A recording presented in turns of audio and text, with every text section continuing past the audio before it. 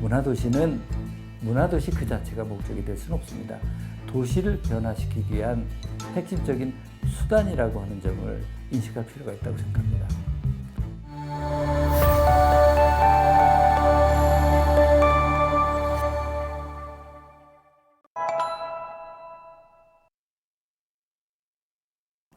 안녕하십니까. 넥스트 시티 포럼 대표 김동근입니다. 이번 주제는 문화도시입니다.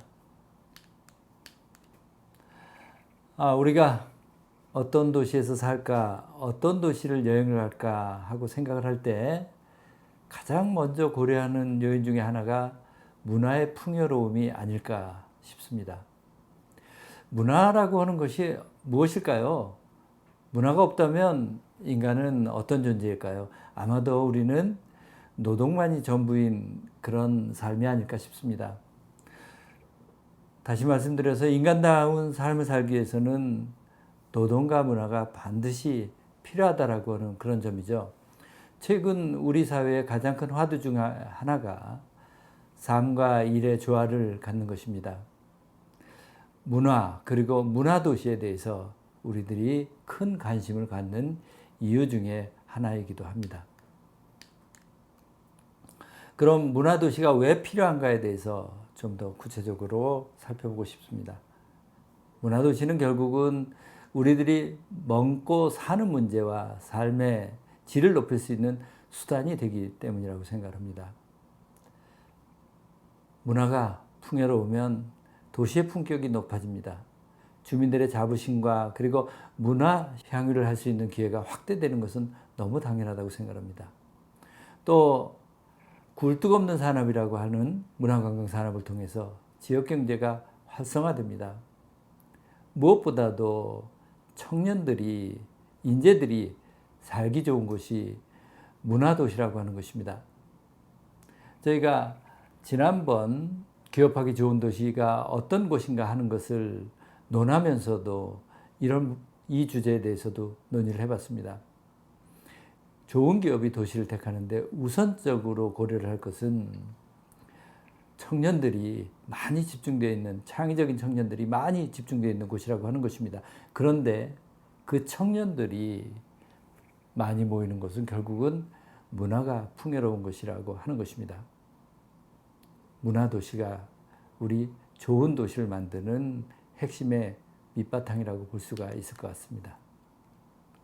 그럼 문화도시는 언제 어느 곳에서 논의가 시작이 되었을까 하는 것을 살펴보고 싶습니다. 문화도시는 1980년대 초반 유럽에서 먼저 본격적으로 논의가 시작이 되었습니다. 유럽 도시들이 1970년대를 거치면서 산업화 과정 속에서 각종 환경 오염으로 삶의 질이 떨어지는 것을 목격을 하고, 그리고 공장지대 인근의 슬럼화가 진행이 돼서 지역경제가 쇠퇴하는 것을 경험을 하게 됩니다. 그리고 시민들의 소득 수준이 높아가면서 시민들의 삶의 질에 대한 요구도 많이 높아져 가게 됩니다. 이러한 고민 속에서 선택을 하게 된 것이 도시를 변화시키기 위한 핵심 전략으로서 문화를 선택을 했고, 그것을 구체적으로 실천 방향으로 문화도시라고 하는 것을 본격적으로 논의하게 된 것입니다. 1980년대 초 그리스 문화장관이 이 부분을 본격적으로 제창을 했고, EU에서 그리스를 유럽의 문화도시로 지정한 것을 통해서 문화도시가 본격적으로 논의하게 된 것입니다. 그러면 우리에게 문화도시는 어떤 의미를 갖고 있는지에 대해서 한번 좀 더 생각해 보고 싶습니다. 우리는 유럽의 선진 여러 도시들보다 훨씬 급격한 산업화 과정을 거치게 됩니다.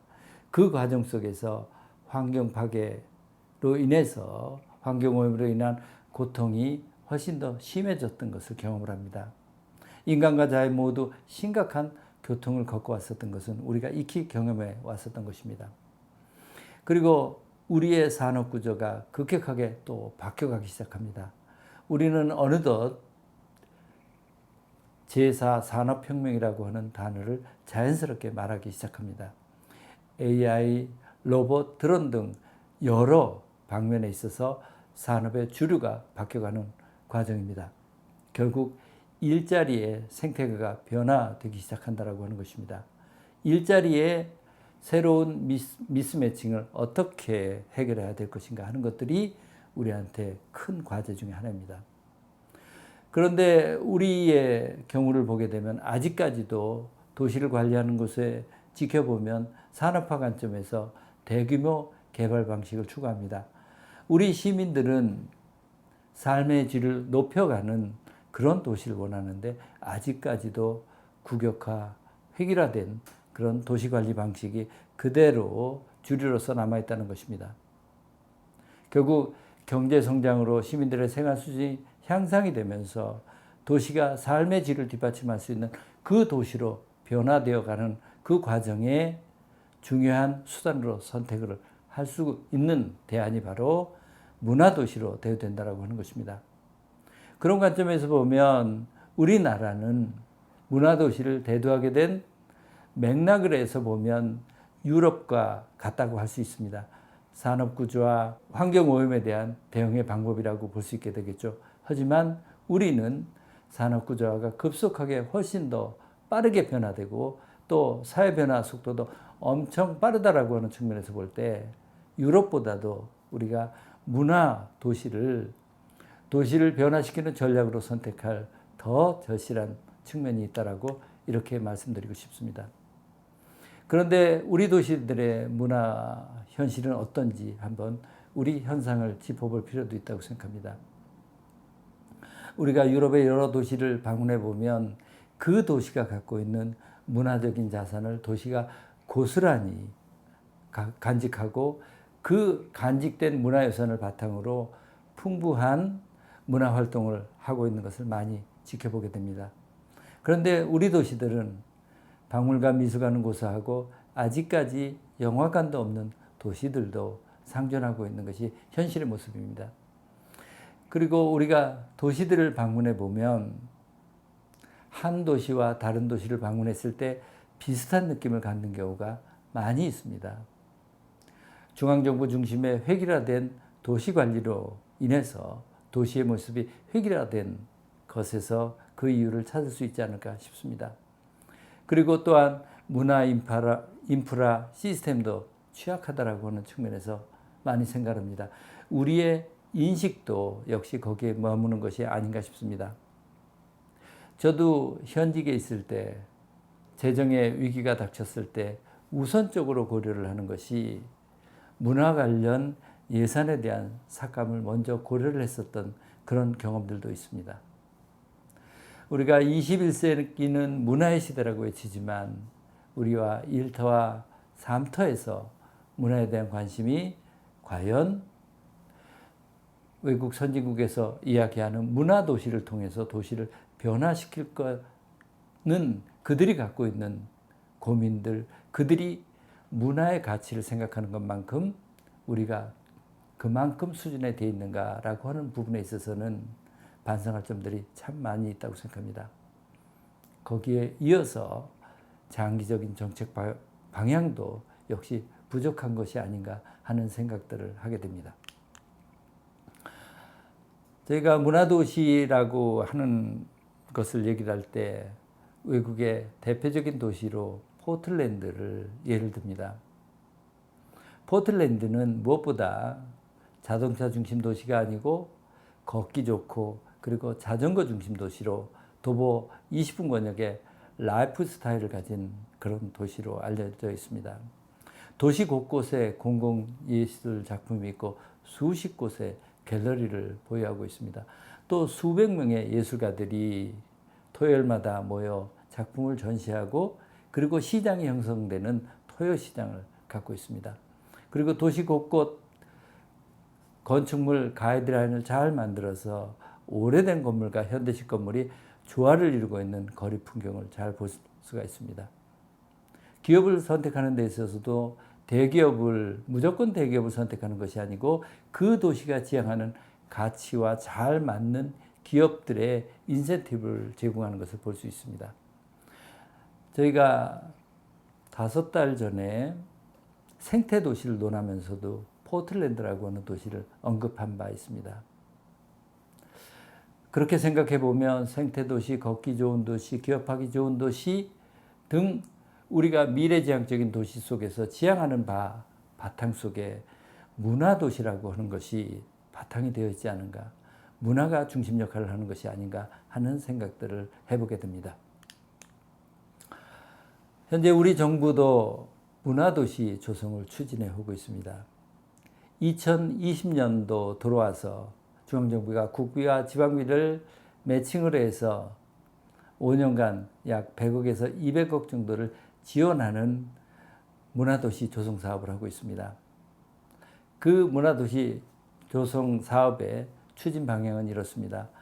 우선 지역 스스로가 문화예술에 대한 것을 바탕으로 하는 문화도시의 사업을 할 수 있는 현재 현황을 진단을 하고 지역 주민과 분야별 리더들이 참여하는 문화도시 거버넌스를 중요시해서 평가하는 방법으로 문화도시를 조성해서 지원해 갑니다. 그동안 총 12개 도시가 지정이 되었는데 지난해에 7곳 그리고 올해 5곳이 지정되어 있습니다. 의정부시도 현재 문화도시의 지정 절차를 밟기 위해서 노력하고 있는 것으로 알고 있습니다. 이러한 중앙정부 추진의 문화도시 조성사업은 그동안 중앙정부가 일방적으로 유도해갔던 그런 것을 떠나서 지역 스스로가 문화도시 기반을 만들고 국가가 승인하는 방향으로 전환되었다고 하는 점에서 볼 때 좀 더 진일보된 방향이 아닌가 하는 그런 평가는 하고 있습니다. 그렇지만 문화도시의 방향과 예산 지원을 국가로부터 승인받는다라고 하는 점에서 이것이 과연 우리가 지향하는 문화도시의 정책 방향과 정책 방향으로서 충분한가 하는 점에 대해서는 논란이 있는 것 같습니다. 우선 도시의 자기 결정권, 책임성을 추구하는 분권과 자치 관점에 충분히 부응하느냐 하는 점, 또 문화도시가 지향하는 다양성 그리고 지속 가능성, 지역의 정책성이 과연 현재의 방법으로 담보될 수 있는가 하는 의문이 남아있기는 합니다. 그렇다면 문화도시를 만들기 위한 우리의 과제는 어떤 것일까요? 다른 말로 표현하면 문화도시를 만들기 위해서 우리는 어떻게 노력해야 될까요? 라고 하는 점을 같이 논의해 보고 싶습니다. 무엇보다 문화도시의 추진 방향과 목적이 바르게 정립되어야 된다라고 하는 점입니다. 문화도시는 문화도시 그 자체가 목적이 될 수는 없습니다. 도시를 변화시키기 위한 핵심적인 수단이라고 하는 점을 인식할 필요가 있다고 생각합니다. 그리고 문화적 관점에서만 도시를 보는 것이 아니고 교육, 디자인, 교통, 일자리, 도시재생 등 통합적 관점 속에서 문화도시라고 하는 부분을 어떻게 진행해 가야 될 것인가 하는 목표를 설정해야 한다는 것입니다. 그리고 문화도시가 되기 위해서는 추상적 담론에 머물러서는 안 된다고 생각합니다. 시민 참여를 기반으로 해서 실질적인 대안이 무엇인가 하는 방향으로 진행되어야 한다고 생각합니다. 두 번째로 문화 기반의 토대를 세워야 한다고 하는 것입니다. 문화정책에 있어서 팔길이 원칙이라고 하는 것이 있습니다. 팔길이만큼 지원은 해도 너무 가까이 간섭을 하지 않는 그런 일들을 정부가 지원을 하되 간섭은 하지 않는다라고 하는 원칙을 분명히 하고 지켜야 되는라고 하는 것입니다. 그리고 무엇보다 주민 참여를 기반으로 하고 민간의 전문가 그리고 주민들이 주도를 하고 행정은 지원하는 거버넌스를 구축하는 것이 중요하다고 생각합니다. 그리고 문화도시는 어느 하나의 정해진 결과가 아니라 인간의 삶의 질을 높여가는 끊임없이 변화시키는 수단으로서 그 역할을 해가는 과정이라고 하는 점 속에서 문화 기반의 토대가 갖춰져야 한다고 생각합니다. 문화도시가 되기 위해서는 문화 역량을 키워야 함은 너무나 당연한 과제라고 생각합니다. 문화예술에 대한 교육은 도시를 근본적으로 변화시키는 힘이 있다고 생각합니다. 문화예술은 우리들이 지향하는 다양성, 창의성 그리고 다름을 인정을 하는 그런 문화적인 토양을 만들기 때문입니다. 청소년들을 위해서는 문화예술 1인 1기 프로젝트를 진행한다거나 성인들을 위해서 문화예술 동아리를 지원하는 것들은 좋은 사례가 된다고 생각합니다. 그리고 지역에 많은 축제와 행사가 있는데 그 지역의 많은 축제와 행사가 시민 주도로 이루어져야 한다고 하는 것입니다. 현재까지 많은 비판을 받고 있는 관주도의 방식에서 어떻게 탈피해 가느냐가 과제가 될 것이라고 보여집니다. 다음은 문화예술 콘텐츠 플랫폼이 필요하다고 생각합니다. 우리 도시들은 각종 문화예술 관련 콘텐츠를 갖고 있습니다. 이것들을 하나로 모아서 그 시너지 효과를 극대화하는 것이 필요하다고 생각합니다. 문화예술 콘텐츠로서는 문화 종사자, 문화예술 단체, 문화공간, 문화예술 프로그램 등 우리들이 함께 모아서 머리를 맞대면 그 효과를 더 증폭시킬 수 있는 부분들에 대한 콘텐츠는 많이 있다고 생각합니다. 문화의 창작, 생산, 유통, 향유로 이어지는 도시문화예술 생태계가 조성이 되고 활성화가 되게 하는 플랫폼이 필요합니다. 문화로 먹고 사는 도시가 된다라고 하는 것에 대한 인식을 가질 필요가 있습니다. 2019년 통계를 보게 되면 그리스 전체 GDP의 21%가 관광을 통해서 얻어집니다. 우리와 바로 이웃에 있는 중국의 경우에도 약 11% 정도의 GDP가 관광을 통해서 나옵니다. 일본의 경우에도 7.5% 정도를 관광을 통해서 얻습니다. 우리의 경우는 3%가 되지 못합니다. 저는 우리도 역시 관광으로서 이어질 수 있는 우리 문화자산 많이 있다고 생각합니다. 이것에 대한 인식을 어떻게 해가느냐 중요한 과제라고 생각합니다. 문화는 분명 지역경제와 선순환을 추구하는 요인이 된다고 생각합니다. 청년들의 창의적인 인재는 문화도시를 선호하게 되고 그리고 좋은 기업은 창조적인 인재가 모여있는 문화도시로 이동하는 것은 분명한 사실인 것 같습니다. 결국 문화도시가 좋은 기업을 모여들게 하는 기반이 된다고 생각합니다. 문화예술을 도시의 전 분야로 확대할 필요가 있습니다. 걷고 싶은 거리를 만들기 위해서도 문화 자원이 활용되어야 한다고 생각합니다. 도시재생, 도시텃밭, 평생학습, 공원 조성 등 도시의 전 분야 활동에 있어서 문화예술을 함께 더딥힐 필요가 있다고 생각합니다. 아트마켓 등 문화예술인들이 스스로 먹고 살 수 있는 문화예술 장터 조성도 하나의 좋은 사례라고 생각합니다. 문화예술 그리고 문화도시를 생각할 때 구태화 관행에서 탈피해야 된다라고 하는 주제는 꼭 염두에 둬야 될 사안이 아닌가 싶습니다. 혁신은 구태화 관행에서 탈피하는 데서 나오게 된다고 생각합니다. 지역에 많은 행사가 있게 되는데 가보면 눈살을 찌푸리게 하는 불필요한 의전이 많이 있습니다.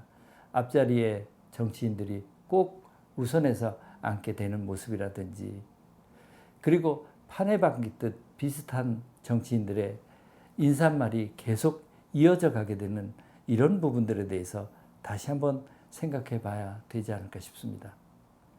문화행사의 여러 사업을 진행하는 데 있어서도 그 행사를 운영하기에 능력 있는 적임자가 진행하기보다는 나눠먹기식으로 행사가 진행되는 것이 아닌가 하는 지적들도 많이 있습니다. 이러한 부분은 평균적으로 배분하는 데 관심이 많은 관주도의 행사의 또 하나의 폐해가 아닌가 싶은 생각이 듭니다. 우리가 문화도시로 가기 위해서는 기존의 관행적으로 이어왔었던 많은 고쳐야 될 관행에 대해서 새로운 기준을 만드는 것이 필요하다고 생각이 듭니다. 문화는 도시를 바꿉니다. 그리고 도시는 내 삶을 분명히 바꾸게 됩니다. 내 삶을 바꾸는 문화도시, 바로 우리가 생각하는 넥스트 시티의 모습입니다. 감사합니다.